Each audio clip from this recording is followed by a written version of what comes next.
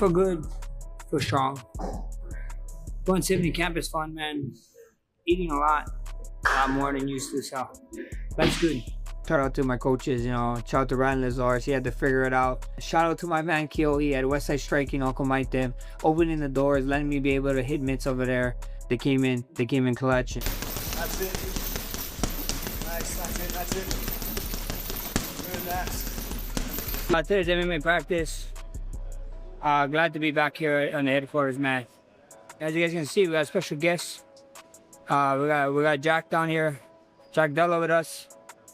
Fucking former champion and animal at 170, so I'm excited to have him. With the highly anticipated rematch just weeks away, Max Holloway is leaving no stone unturned in his preparation, grinding through grueling sessions, sharpening every detail, and dialing in his game plan for the July showdown. Normally at the beginning of camp, Will still be doing some lifting, some strength training, some heavy strength training. And then as we get closer, we emphasize more speed work. So, we're kind of in that transition phase right now. We got a couple more weeks and then we'll be full speed mode. One more. One more. One more. One more. Good. 5 seconds. There you go. 5 seconds. Push that button. Yeah, there you go.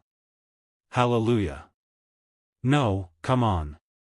On the training front, Max Holloway's mentor has been putting him through drills that go beyond typical sparring designed to sharpen his vision and reactions for specific in-fight scenarios that might not show up in an average gym session. Hey, we're working on our strength and conditioning. It's getting to that time where we're doing more round stuff, so just trying to get the explosiveness, the strength, so a little bit of everything, movement, music, little bit of everything this workout, and today was a hot one, so it wasn't fun. So, we're getting ready for that Las Vegas heat come July. While Max Holloway has been linking up with Jack Della Maddalena in the gym, adding new wrinkles to his preparation and making sure he's sharp for whatever comes next. This practice, again, pretty basic practice, just kind of putting guys through some drills, working on some reactions. Our main thing now, Max is starting to finish up camp, so we're making sure we get the correct looks.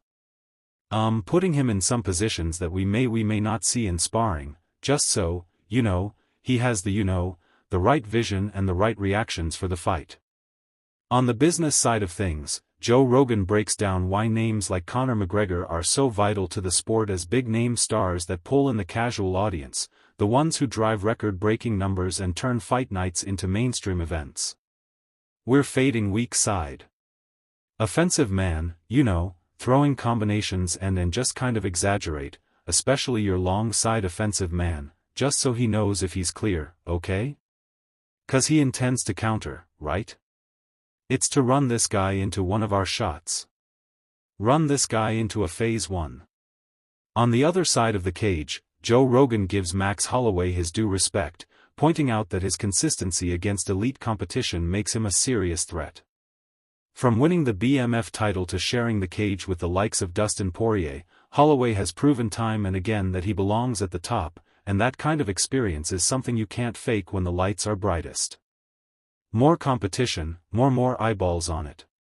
And unfortunately for the cat, the people that are cash tools, it has to be a name. Music, it has to, like this Conor McGregor fight in July is going to be bananas. It's going to be bananas. I mean, people are going to go crazy for the return of Conor McGregor because he's a giant personality. But don't expect the same, how could you? You just can't. He hasn't fought in 5. Breaking down the matchup itself, Teddy Atlas weighs in with some interesting observations, expressing curiosity about why McGregor chose Holloway as his return opponent.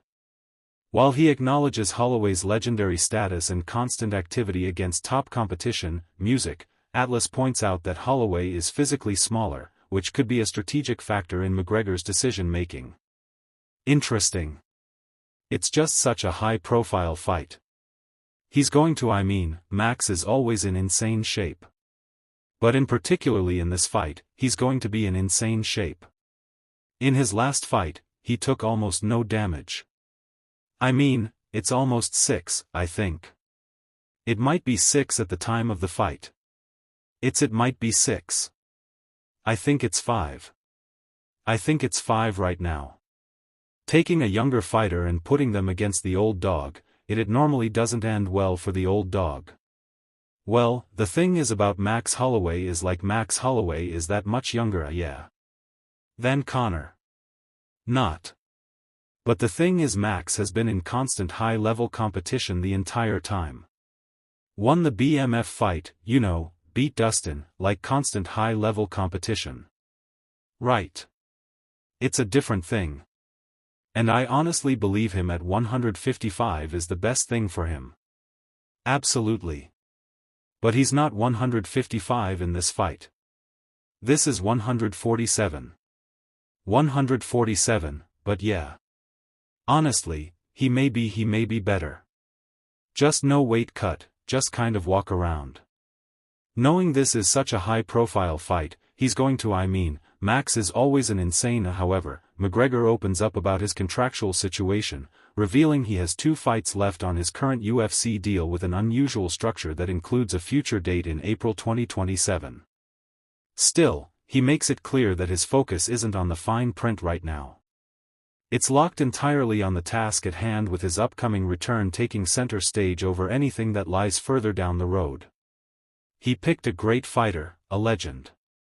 A legend, a guy who's active, a guy who's getting older. Obviously in Holloway, in Max Holloway. But a guy who's a great striker, a guy who, you know, has been active. And to come out of mothballs, music, out of retirement, and again, not living the life of an athlete really, and to pick him, at first it's curious. You say, wow. But then you think of the things he's got on his side to want to pick that.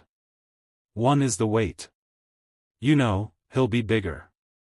Music, a lot bigger probably than Holloway, who's not a physically, strong guy, you know, he's tough, he's a great striker, he's great at everything. Adding another voice to the conversation, Alexander Volkanovski weighs in on the McGregor-Holloway rematch, and he's not dismissing Conor's threat despite the long layoff. He stresses that McGregor is still dangerous, and that Max will need to stay sharp and technical if he wants to get the job done. Volk points out that Conor's power and timing don't just disappear with time off, and that Holloway can't afford to get careless or overconfident just because he's been more active. I am contracted, and I have both dates. I have both dates for my fight.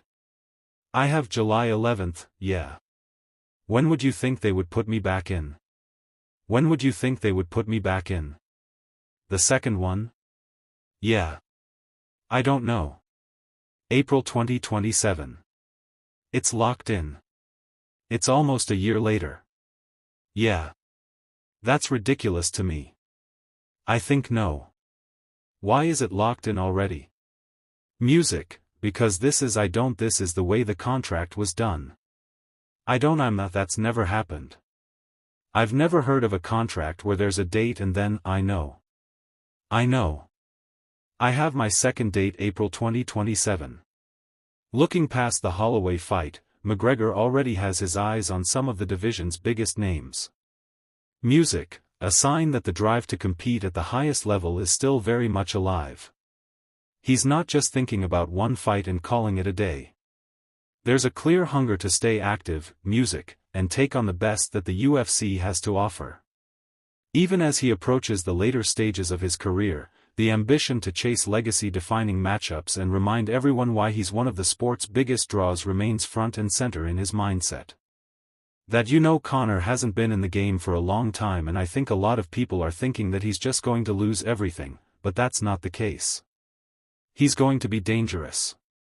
He's obviously going to still be very sharp, very explosive, still got a good eye. Is it the exact eye that he had when he was, double champ and doing what he was doing? No, probably, game for so long.